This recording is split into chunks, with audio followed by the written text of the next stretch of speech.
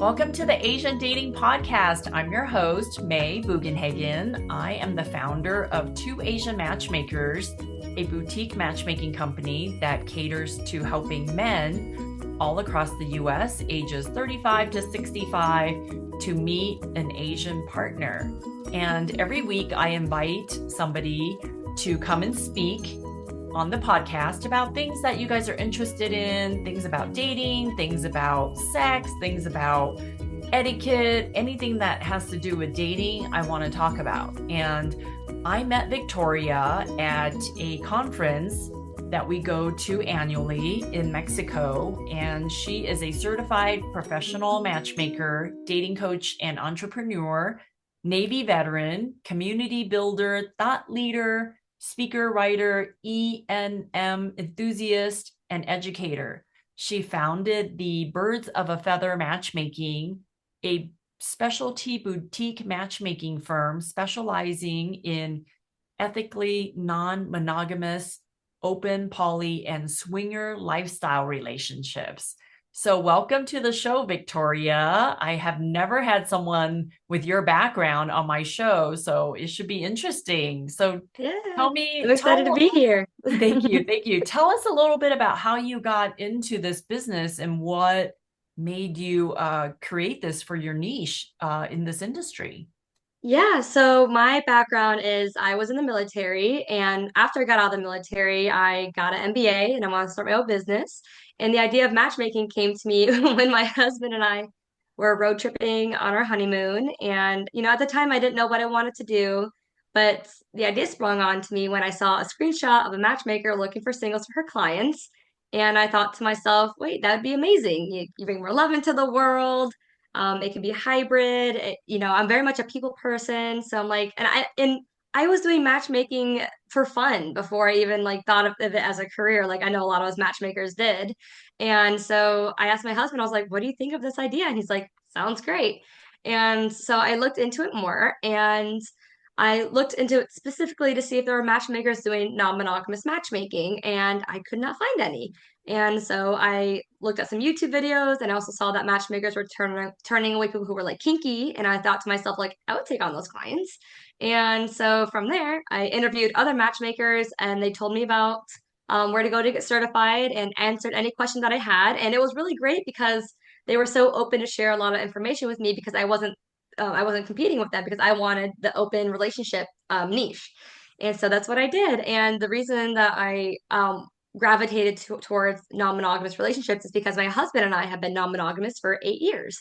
So it's actually a very passionate part of my life, and it's a community that I am thrilled to be in. They're my favorite kind of people. And no matter everywhere I live, my husband and I, we build community, we build friendships, and they just last for years because everyone leads with authenticity. And you just have these wonderful like shared experiences and friendships that come with all this whole liberating dynamic. And yeah, so I was like, this is very much aligned with what I want to do, and so I did it. And so I became the first certified matchmaker with a specialization. So your clients that come to you, are they 100% sure that they want an open relationship, or do they come to you wanting to research or talk to somebody? Like, what's the typical man or woman who come to you, and what process do they go through and their thought process with you? I have had various clients in that kind of way.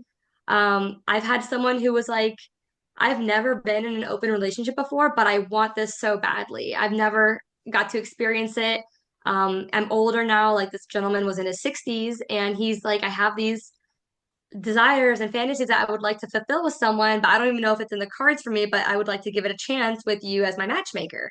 And so although he never had hands-on experience, I am able to coach him and give him the tools and educate him on how it actually is to be in this kind of space, and then introduce him to people who are of similar experience.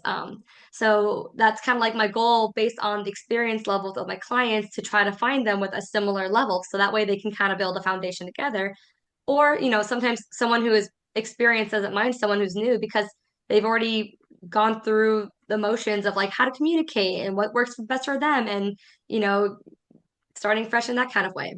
I've also had clients who have been in the lifestyle for a year or so, and they that's still pretty new and in relative like swinger terms, but they're like, this was just amazing. I can't imagine like life without this kind of dynamic. So I would also like to have a partner with someone just like this. So I have both people who with a little bit of experience and some with none. I've also gotten people who are in relationships, like they are polyamorous and they want another relationship. And so I have to be more thorough with people who are like that. I have to ask them like, hey, I part of the process is I need to talk to your partner or I need to talk to your spouse. I need to make sure that everyone is consenting and aware that you're about to use my services.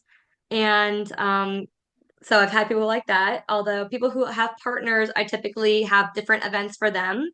But it's a really a case by case basis on that particular dynamic. But yeah, so a little bit of both to answer your question. So your clients are all over the spectrum as far as their experience level or how long they've been living the lifestyle to completely new. Yes. However, if we're doing online dating, for example, a typical Match.com or Hinge or Bumble, those things, and if someone is interested in that kind of lifestyle, what do they write on their profile to let someone know that, or do they not? Are there like keywords that you're looking for that you think is okay that this person expressed that? So, the great thing about these dating apps is that there are some dating apps that are specifically for open-minded people, such as Field, which is Feeld. And on there, you have on your profile like exactly what you're looking for, what your desires are, and your hobbies and interests, and a bio and pictures. And apps like Bumble and apps like I think OkCupid have the option for non-monogamy. So Mhm. if they're looking for monogamy or non-monogamy, you can write both on there. And then if an app doesn't have the option, people sometimes write interested in E&M. And a lot of times people don't know what E&M means. So people think, oh, that's a personality trait, like the Myers-Briggs, you Mhm. know? Yeah. So if they're looking for that kind of dynamic, sometimes people do write it in that profile, but oftentimes people don't write anything and they get that question answered on like date 3 or 4, and that's kind of it's really a really hard date because I that's usually my recommendations. If you haven't brought it up yet, it should be within that time frame because you're not too invested, but like they get to know you a little bit to like see if they're open to it. Or you try to like find out the questions ahead of time, like if they are open-minded or if they are progressive, and you have to like kind of like suss out these questions slowly but surely. So some people, so to answer your question, some people write it in their bio, some people write it as a filter, and some people figure it out on on a later date in person. And when you go to networking functions and you talk to strangers about what you do, how open are you with your niche with them? I am open as any other niche, which has been really well received in person. People are just like, wait, what? That's so different. Tell me more. Yeah. Typically, what I say is like, yeah, I'm a matchmaker where I specialize in ethically non-monogamous, open, poly or swinger lifestyle relationships. And they're like, oh, like you just like the shock factor is quite funny because that's something that you don't hear on a regular basis. But Right. let me tell you, the people who you can just tell who's into it and who's not, and who's excited for me and who's like just like so shocked. They're like, what? Because there of course there's people who are more traditional and people who are unconventional. And so that's how I draw people in. That's how I connect with people. One of my clients was a lead through a veteran networking event that I went to. So I was talking to this guy, and then it was like the most fun conversation of the evening. We're talking about swinging, and we also talked about like psychedelics. And he, at a later time, told his friend about me, and then his friend became my client. So I plan on going to more networking events and just telling people like right away who I am. And typically too, when I go to these events with these strangers and I share like, oh, that's my niche, or sometimes I'll share that I'm also non-monogamous or I'm a swinger if that gets like brought up in an organic. I don't lead with that. I usually say my niche and then people are like, is that what you do? And then I'm like, yes. So that's kind of how that might get brought up. And some people are like, oh, well, I got invited to a speaking engagement to talk to a group of swingers. And I'm like, oh, we should tell me about that after this. And so I'm still waiting to hear about that story. But like, as soon as you share something like that to random people, they either get excited and they want to share their experience with a swinger or an open relationship or having interest. And Yeah, so that's typically what my experiences have been in person. They've all been great so far. So knock on wood that they continue to be a positive encounters. So, how do you educate your clients about different forms of ethical non-monogamy, like poly, open relationships, and swinging? Like, what's the hmm difference among them? Yeah, so I figured out like a very simple way to describe each dynamic. So ethical non-monogamy is an umbrella term for all the dynamics. It's just pretty much being ethical, which is just being enthusiastic, consenting, and aware, and making sure everyone involved is as well. And so then there's an open relationship, and that is when you do things separately. That's when you maybe it's like a hall pass. It's like you're open to any potential encounter. So that one, an open relationship has an emphasis on personal freedom. And then a poly relationship is having multiple intimate, loving relationships. So that could look like you might have a husband, but you might also want a boyfriend, or your husband wants a girlfriend, or you both want to date a couple, and then there's tons of dynamics and definitions in the poly realm alone. But basically, that's an emphasis on loving, intimate relationships. And then the swinging lifestyle is um, typically when a couple does things together, or they have sexual experiences together. So that could be threesomes, that could be group play, that could be just full swapping, having sex with other couples. And yeah, so that one is like the emphasis on sexual gratification and sexual experiences together. So open is personal freedom, poly is intimate living relationships, and then swinging is sexual experiences outside your relationship. So, what if you start off swinging and then you end up wanting to have a relationship with someone? That's when you then redefined your relationship with your spouse or your partner, and then you talk about it? Or what if one person wants more than the other person? Yeah, so that happens. I've seen it firsthand happen a lot where people become swingers first and then they fall in love with their friends. And that is the thing with these kind of relationships is that you have to have phenomenal communication skills. Like you can't leave anything unsaid, otherwise you build resentment and anxiety and things blow up and things just don't go well. So the first and foremost is important to have a very understanding and compassionate, emotionally intelligent partner. But the way to have that conversation is kind of easing into it, and because a lot of times things do change, things do ebb and flow. Sometimes you're in an open relationship and you're like, I don't like doing things separately, I want to do things together. So when someone is interested in having another relationship with a person, that is just a conversation that they have to have an understanding and figure out at that point agreements, boundaries, and rules. So that's when, so boundary is something that you do for yourself to protect your well-being. For example, you go on a date with somebody and you have sex, you have to shower before being intimate with me. That's my boundary. Otherwise, if you don't shower, we're not going to be intimate. Like something like along those lines, that's kind of like a very slow way to kind of go about that. Another more intense one might be like, okay, well, if you don't use condoms with them, you have to use a condom with me as a way to protect myself. So it's like what you're doing for yourself. Like you can go ahead and do that, but this is what I'm doing if you do that. And sometimes the intense version is like, okay, you can do that, but then we're breaking up.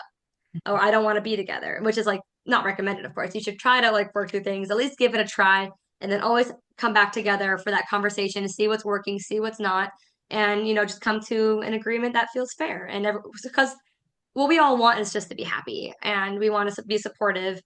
And oftentimes you have to do the work to do that. A lot of poly people, you have to be very emotionally intelligent, and that requires like therapy and help and counseling and all that kind of stuff. So it's definitely like hard mode, I would say. Whereas the other ones you're doing things together, or you're like how you want to be, how you want to know if things are happening. So yeah, poly is definitely on hard mode.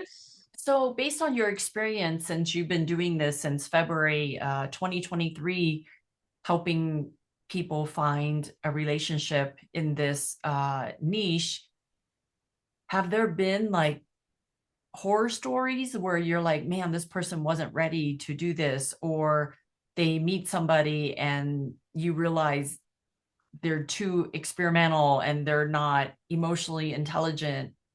to have this kind of lifestyle. Do you ever run into that where people are just thinking this is a good idea, but then it's not for them? I have not, luckily, have encountered a horror story like that, but the horror story that I can share that I still feel very like, yeah, I feel bad about today, and I don't know if it's a good and bad thing, I guess to say, is that there was this couple who was looking for a single man, and they liked each other too much, and basically what happened was that the wife fell in love with her boyfriend, and had led to them hanging out every weekend, and pretty much she became very absorbed in this new boyfriend, and they are now divorcing because of it. So it's like the wife and this boyfriend like each other too much, and now that marriage is ending, but now as of recent events that relationship is ending as well. So it's like a mix of like, the connection that I made was like, so it was going so well for a year and a half, and then until it wasn't. So that's kind of like the only bad thing that has happened so far, unfortunately, with one of my matches. But it's like they matched too well, and yeah, so that's kind of one of my bad stories to share. So, what happens if a man and a woman, husband and wife, do they have certain rules before they introduce a third party in, whether it's another woman or another man? Do they say, hey, we're a team, we're just inviting this person into our relationship? And Yes, yes. That's how how do that's they? how this one relationship has started. It was like it was a married couple with a single guy, mostly to just like have fun, and then feelings feelings happened. And at that point, that's when they had to have that conversation. It's like, how much time are we spending? And then going like, or are we gonna do stuff separately, or is it always gonna be together? And unfortunately, the wife, I guess, was partially kind of checked out for a little while and didn't really respect her husband's his needs, and unfortunately he felt very neglected in that kind of dynamic, and he tried, to save the marriage, but she was definitely just like so in love with her new boyfriend that she didn't really see the negatives, and that definitely is an example of lack of communication and what happens, or when your partner does express like, hey, we should go to counseling, hey, we should see a therapist, and one partner says no, like that's a sign that like that's not a good sign. So when anyone suggests like we should go to couples therapy, like just always say yes, just give it a try, because you never know what kind of lessons you'll learn or what advice you might be given that could help reconnect, or reignite the relationship so that it feels fair and everyone, yeah, everyone's happy. So unfortunately, it started off good until it didn't. How do couples decide if they want to introduce a male third party or a female third party? And how do they talk about these things? I'm so curious because it's so foreign to me. Yeah, so I actually, a couple of ways. One, I actually created an activity called Opening Your Relationship. It was one of my speaking engagements that I did at Exotica, which is like an adult expo. And basically, on this activity that I created, it's how to have the conversation. And then it's an activity called Yes, No, or Maybe. And this is a similar activity to what my husband and I try to do together. We found a lot of different like activities that were interesting, and we wrote them down, and then we compared notes. And so this activity that I created, I made a list of things that lean kinky that you can do one-on-one, things that lean poly, things that lean open, and things that lean swinger lifestyle. And so basically what you do is they print out two pieces of paper, then you go separate ways for 10 to 15 minutes, fill it out, and then you come together and compare notes, and then you see like where there's alignment and where there's close alignment, and then where there's none, and then you do with that information what you will. You do research, and then you go and do something about it. So the conversation that you have is like, have it be in a light setting, make sure everything's like, you don't want it to be like serious, you don't want it to be intimidating, and usually it starts off with like, hey, what are your desires and fantasies? Like, are you happy? Is there anything that you can work on? Like, what are your thoughts on this? And seeing what their reaction is to that. And sometimes you might start with like just watching porn about it, and then like, oh, what do you think of the porn? Just like watching what you are interested in. Or sometimes a lot of women are like, hey, I think I'm bicurious or I'm bisexual and I would love to have an experience with another woman. What are your thoughts? And so a lot of men are like, two women? Hell yeah, that sounds great. You should do something about that. And so that one's usually the most common way people open their relationship, but it's also the most challenging because it's the most common. And so there's a term called unicorn hunting, which is when a couple is looking for a bisexual single female to play with them. But it can be very unethical because they are simply using the single woman as a plaything and they're not really worried about her wants, needs, or treating her like a proper date, you know? Because they might be trying to open their relationship because things might be not good in theirs, and they're like, let's see if a threesome helps it, you know? But so there's like ethical ways to meet a single woman for play, and then there's unethical ways. So a lot of couples have to be kind of careful about how they tread with that, but there are both women who are into it and who are not. So that's kind of like how that conversation gets broached. And then if a woman wants a threesome with a guy, kind of a similar conversation. Like, hey, wouldn't it be like, what are your thoughts on, a threesome with a guy? Or do you think that's kind of hot? Kind of like easing into those questions to see what they're feeling. And if they're kind of like on the fence about it, like, let's look into it. And then at the very least, like, let's try to do something about it. Let's try to go flirt with someone at a bar. Let's see if we can go kiss someone while dancing. Like, you can kind of ease into it to see if you might be into it or not. When a couple is interested in swinging and they're on the same page, my recommendation is to go to a swinger club, go to a party, but don't do anything on the first event. Like just go there, have conversations, dance, maybe play with each other, but don't have plans to have sex with a brand new person on your first try. Because you'll go to this event and it's so overwhelming. There's naked bodies everywhere, there's drinking, there's partying. It's a lot of fun, but it's very overwhelming for a brand new person who doesn't know how to flirt anymore. They might, a lot of times people are like high school sweethearts and they don't know what to do. And so they have to learn the etiquette and they have to learn about consent, how to have the conversation and make it sexy. And they might see things they like and they might see things they don't like. And so they can have that conversation on the drive home or the next day. And typically what happens that if it goes really well, it like reignites something inside you. Like you're just so turned on from the compersion and the excitement of being around such a sexually liberated space. And you're like, okay, maybe this is for us. And then you just keep doing more. And then like, okay, let's try it the next time. And you can try to come up with all sorts of scenarios, but you don't know, or yeah, like I said, you can try to come up with scenarios all the time, but you'll still continuously be surprised. So you have to also come in with like being very forgiving and being understanding and empathetic. Like sometimes people start off with the rule like no kissing, like kissing's only for us. And that's a very new person rule.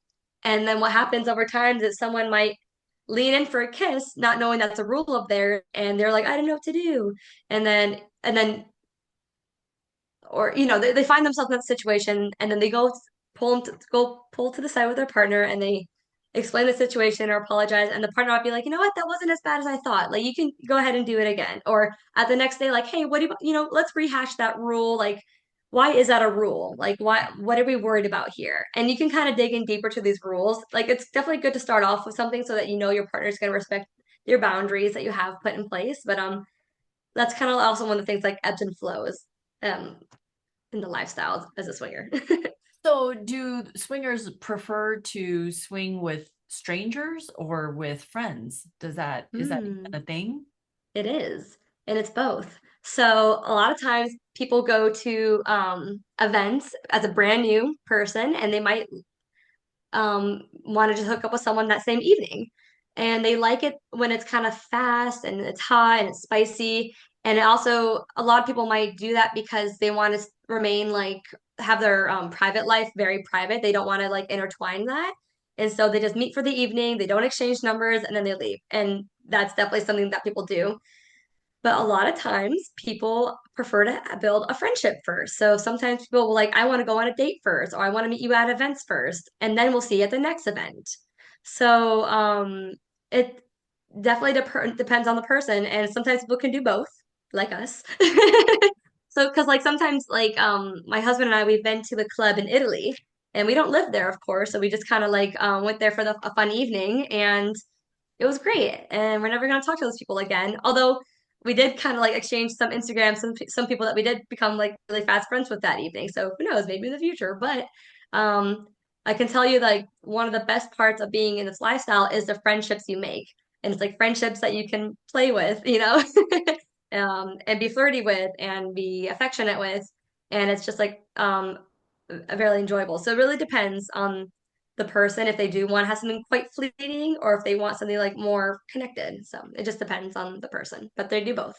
Is that a very popular way to go on vacations for couples in this lifestyle? To if they go out of town, then that's almost the first thing they look at, or no? Yeah, people do that all the time as well. So, people go on vacations for these kind of things.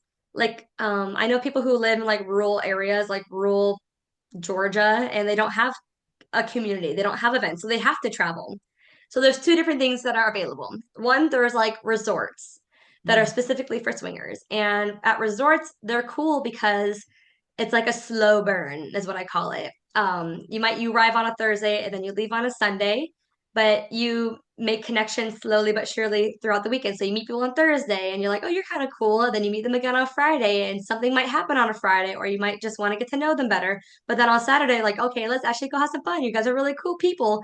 And then you leave on Sunday and you became like friends and do it that kind of way. Or you could go to a one night club like in LA or San Diego, and you might just have fun for the evening. And you might like, there's a club in San Diego, it's called House of Black, which is really nice, and they have different theme nights. And it might be like more kink focused, or it could be like swinger focused. And they have like icebreakers that help sometimes, like they do like performances with fire, or they do like spin the bottle or something, and people just meet for the night, and that's where it ends. So people do both, where it's like a longer vacation, or it could be just like one evening. Or something that my husband and I did once was we went to a bar crawl in Japan, and we're like, let's see where the night takes us. And then I met a single guy there, and we had a great evening. So Wait, the bar crawl was not mhm. was an event for people with this lifestyle? No, you No, just so I've wanted done to. both Okay. event. I've done both bar crawls where it's been swingers, but then also just a regular bar crawl.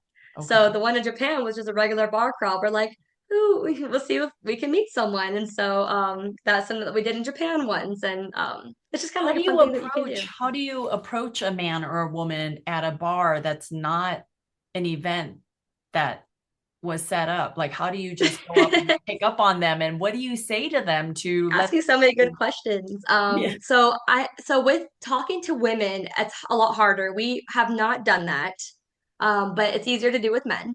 And so this is kind of a funny story. So when we were in Japan and we were in the bar crawl, we start off at one place and they do like icebreakers, they do introductions like where are you from and find someone with the same birthday, and they find ways to get conversations flowing, right?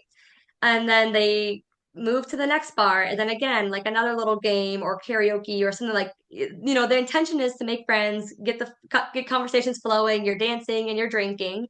And so when I was looking for someone, I saw like a cute guy, and I pretty much spent the whole evening just asking casual conversation like, "Oh, hey, where are you from?" He's like, "Oh, I'm Brazilian, but I live in LA."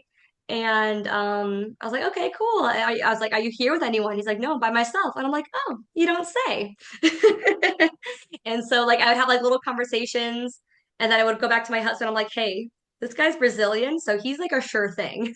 I was like, I know Brazilians, and he's here by himself. So, um, yeah, no, this something could definitely happen with this guy this evening. And Ryan's like, okay, well, let's see. And so, we there were a couple women there, but they were typically like with friends, or there weren't any couples there that seemed like very like friendly. So yeah, throughout the evening, I was just like asking like very vanilla, very casual conversations with this guy, and going back with Ryan, letting him know what we were talking about. And so at the last stop we were at, I went back up to him, and just out of nowhere, I was like, "Hey, so have you ever had a threesome before?" And he's like, he's like, "I have not. I mean, I have with women, but not with a guy." And I was like, "Oh, that's cool." And he's like, And I was like, well, would you be interested in having a threesome with me and my husband tonight? And he's like, oh, like, really? Are you sure? Are you into that? I was like, yeah, my husband and I were swingers, and this is like something that we do for fun. And he's like, oh, I love that. And so when someone says, oh, I love that, it's a really good sign that they are a good match because a lot of people might either be like, like they might think that's gross or they might hate that, or they're going to be like, oh, that's really hot. He's like, I think you're very good looking. I have been looking at you all evening. I was like, oh, that's great. I think you look really cute too. Like, I'm very like, oh, you're so cute. So then I went to my husband. I went back to him and I was like, okay, well, just hang tight. I'll be right back. Told my husband, I was like, he said he's down. And he's like, okay, cool. Then let's get going. Or let him know that, everything is good to go. And I was like, okay. And then so I went back to him and I was like, hey, we're gonna get going soon.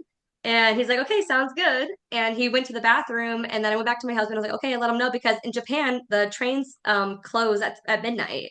And so you have to go to the train station. And actually, before I closed the deal, if you will, I told him, I was like, hey, we'll go to our hotel. We have a nice room, but then you'll have to get a taxi. We'll get a taxi for you to go back. Does that sound like you're good to pay for your own taxi? And he's like, yeah. I was like, okay, great. All right, let's go. So I got all that like out of the way, like expectations of like what's going to happen. And so when we were ready to leave, I went to go look for him and I couldn't find him anywhere. And I was like, well, where is he? We have to go. The trains are leaving. And I, took a lap around the club. And finally he came out and I was like, okay, we gotta go. Because I thought for a second maybe he left, but he didn't. So then we all went and then we had a great time. And it turned out that he had the same intention that evening as well. He had a Oh. dick pill and he had condoms. And yeah, we had a fun evening. And that was our spicy evening in Japan as a swinger couple, doing a very organic. So, does your husband usually have you go out and meet the people? Because it's more common to pick up on a guy versus him trying to pick up on a girl, right? Is that Right. We have not gone out trying to pick up on a woman. right? Not yet. We usually meet women at parties or at events, and we both talk to people equally. We're both extroverted, so when we're at parties and events, usually it's we either do things together or sometimes, yeah, I guess I'll take the lead maybe more often because I'm very excited. I'm like, oh, I'm interested in this couple. Let's go. And he's like, okay. Yeah. So that in that kind of environment, it's both of us slash me, or I guess in a public setting, it would make more sense for me to lead with that conversation because then people are not so like worried, like, oh, does your um like I'm a little bit safer looking, Yeah. like I'm the woman in the relationship leading with this conversation rather than my husband being like, hey, what's up, cutie? Right. And she's like, where's your wife? Right. So that part does make sense. Not to say that doesn't, you can do, it depends on the person and how flirty they are and how that might go, but yeah, it just depends. So, what if you go to the swinger parties and there's a guy or girl that are not attractive? Like, are there even ugly swingers out there? Because it's Yeah. tough, right? I don't know what the right word is, but I would think that would be tough for unattractive people to be in this lifestyle. No? Yes. So no, so the way I describe lifestyle events, it's the whole general public in one room. So there are a lot. So it depends on the party. Sometimes they're vetted, sometimes it's invite only. But if it's usually just a public club, there are all shapes and sizes. There are obese people, there are average people, there are athletic people. And I would even say that there is like as far as like super attractive people, it's actually minimal in public spaces. It depends on the brand of the party. Because there are like hotel takeovers where their brand is hot people, and but they can't say that. But people who are average looking or like and beauty, is in the eye of the beholder, right? But no, you are in these spaces, and when it's a public event, it's all types of people. So you either there's different ways to like navigate that. Either what we do when we're in a conversation with someone that we're not really interested in, we just kind of keep the conversation platonic. We still are very friendly. We ask like little questions, but then once like we've kind of want to move forward with our time somewhere else, we say like, oh, we're gonna go get some water or we're gonna go take a lap. Like it was so nice meeting you. Like, we're very polite in our exit conversation. And then we find ourselves and we keep ourselves busy with someone that we actually are interested in. So it happens everywhere for sure. Yeah, it's pretty much the general public in one room and you know. Are there like secret codes or handshakes or emblems or like the way you, I don't know, like keywords to let someone know that you're interested in being a guest star in their relationship for the night? No, no. No. The only symbols there is a symbol for swingers. It's an upside down pineapple. Mhm. And then for polyamorous people, it's a heart with an infinite sign in the middle of it. Mm. But when you're at an event and you're interested, sometimes there's like designated wristbands. So a red wristband might mean like I'm only here, or yellow might be I'm here to just watch and maybe kiss, but Okay. nothing more. Blue is like soft swab, which means I'm down to do everything but sex. And then red might be like I'm down to have sex and we're full swappers. Um, so that kind of designates or lets people know that what they're into. Or there's like the stop the red or the stoplight, no, traffic light method, where it's like red, green, yellow. Same thing. Red means no, yellow means take it slow, green means we're all in. So it depends on the event if they offer that, but usually it's just a conversation that you have with everyone, like, hey, what are you looking to do this evening? So that's always like a recommendation that I tell people to like ask like early on, otherwise nothing's going to happen. Seeing, trying to quickly find out if you're on the same page, if you're in the same mood that evening. But other than that, the next thing is like to just kind of someone has to be, forward enough to be like, hey, would you guys be interested in playing later? Um, and kind of go from there and kind of gauging their reaction or like making sure like, hey, do you find my husband attractive? Like there's like subtle ways to try to get that information before kind of like suggesting that you go up and play. Um, Is that the but term play? yeah. Okay. All right. Exactly. So Now, yeah, pretty much want to go have sex? It means would you like to go and play? Yeah. okay. Okay, that's a easy, casual, fun, flirty way of asking that. Now, Yes. in your business, do you do majority events? Like in your Birds of a Feather business, what percentage are matchmaking clients and what percentage are uh, do you focus on singles events for your clients? So with my events that I'm hosting, I have like three different kind of events. One is for couples, so it's a couples to couples speed dating event. Typically it's those who are interested in the swinging lifestyle or they are swingers, and we rotate them and they have opportunities to talk to other couples that evening. And then I have a singles event, and it's just like anyone who considers themselves non-monogamous. So it could be people who are poly and already in relationships. It could be people who are single. And then that's one-on-one conversations. And same thing, and both events, it's 20 rounds, 5 minutes each, or 10 rounds, break for 20 minutes, and then 10 rounds again. And then I have like another social event. So that is just kind of like a free-for-all, like casual hangout in a certain designated space. So I've helped like launch a dating app called Bloom, which is for poly and E&M people. I've also hosted a an open organizations week of visibility for non-monogamy event, like a cute like rooftop brunch. And so I'm also going to be hosting a Galentine's for the women in February. And that's pretty much how I'm going to rotate my events, is like singles, or it's gonna be individuals, couples, and then like a social event and repeat and kind of go from there. And then I would say, and then so with my clients, I have like options. Well, I have a pay per match option for matchmaking or a 6 month membership for matchmaking. And if either client does either one, they are welcome to come to my events. And that's included. Now, do you ask the clients or the people that you help if they're gay, straight, or bi, or are everybody straight? Like Mhm. how do you know and what does that matter? Yes, I asked that question. That's definitely one of the questions that I have on my application for my dating database.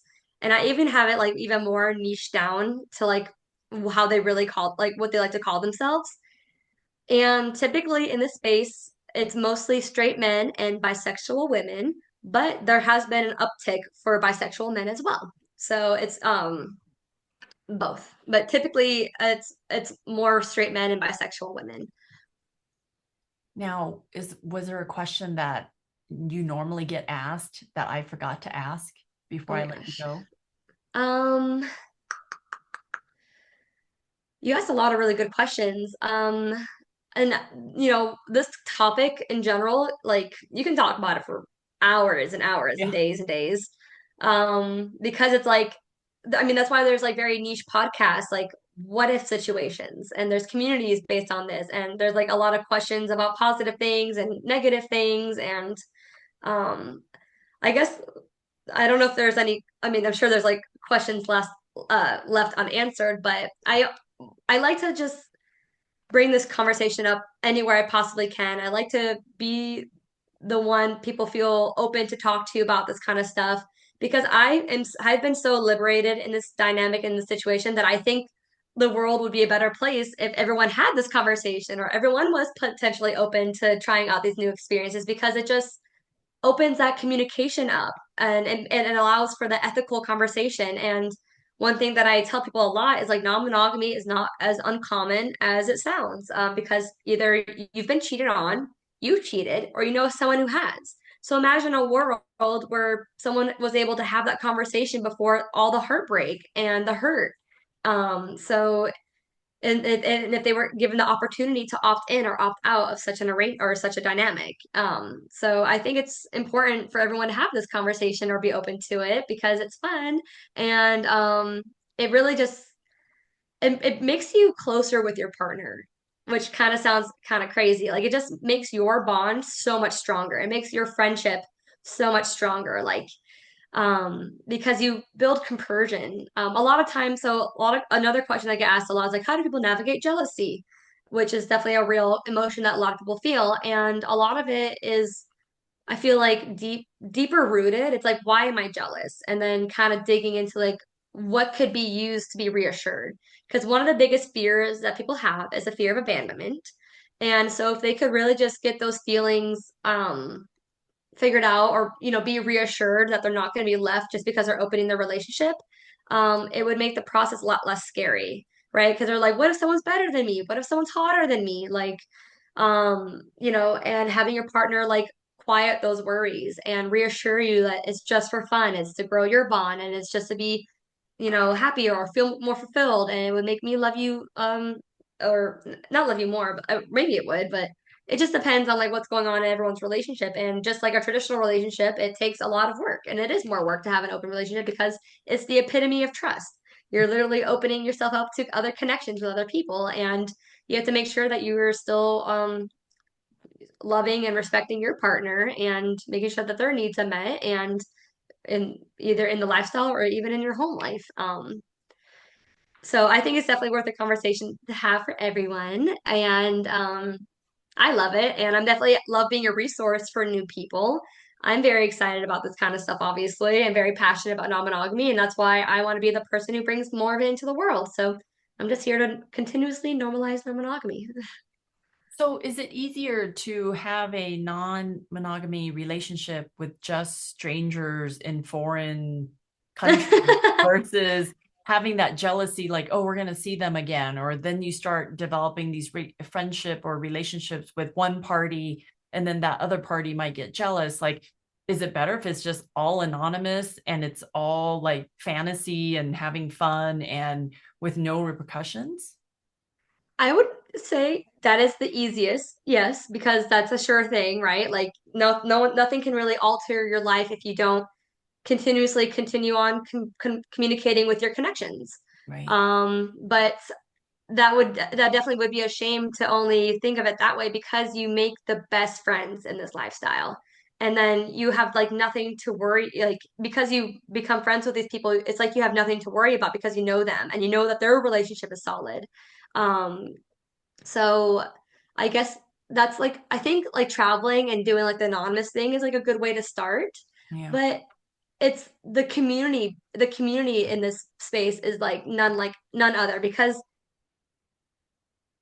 everyone is just so like it's just like the personality types in this realm are like the best. Like everyone is just so caring and they just want everyone to be happy, and you can become like really good friends, and you start to do like vanilla things together. Like you might go to apple orchards, or you might go to like wine tastings, and you have like girls' night, and you might just have board game night, and it has nothing to do with sex, but you just become like really good friends Yeah. because you have no secrets to hide and you can converse about anything.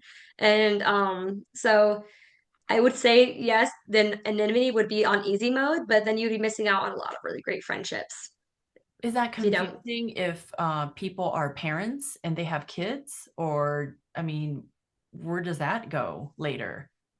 So a lot of, I mean, so parents who become very active in their lifestyle, they do have to have like a roster of babysitters. Right. um, to be able to, if they want to balance this in their life more. But it's actually been it's not really an issue, or unless you become polyamorous and you start having conversations about like living together. Mhm. I think you can, very truthfully say, hey, these are just friends, and don't, and then with that expectation, like don't kiss and make out and be so lovey-dovey in front of children. Right. Just treat them as friends in front of their kids, and the kids are just going to think they're any other friend. They don't have to know about your sex life. Yeah. But when you start to live together, this conversation to be had. And from the documentaries or the docuseries that I watch of families who are polyamorous with kids, the kids are like, no, this is awesome. I have like three parents because there's always someone to play with. There's always someone to do something with. They like having more adults in the house. So that's something that they have to broach slowly but surely, letting the kids know like mom and dad still love each other. And that's like a whole other thing. Yeah, But I no, know. So it's actually not a worry. And oftentimes people who become really good friends, they end up having family friendly parties, and they're like, here, invite your kids. We're having a blow house, and and you just be normal with your kids, yeah, and it just yeah. grow your friendship that way. So And when it comes to my matchmaking clients, I take men and women. And when it comes to dating coaching, it's just for men. And I service in major metropolitan areas because there are typically communities in larger spaces.